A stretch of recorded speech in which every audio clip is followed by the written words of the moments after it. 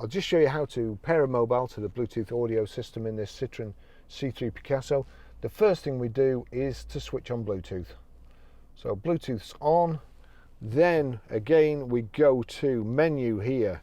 We click menu, we navigate to Bluetooth telephone audio, click OK. Bluetooth configuration, click OK again. It's already showing up BT radio here, and that's what it is. So it's that's already performing a Bluetooth search. So let's see if I'll just put it there anyway. Click on BT radio, see what happens. If anything, right, it's brought up a PIN number.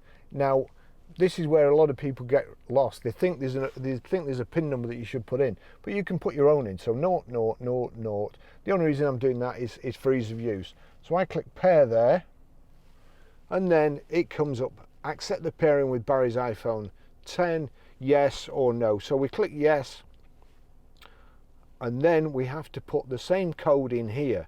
So naught, it's on naught, and the reason I do naught is I just have to press that 4 times.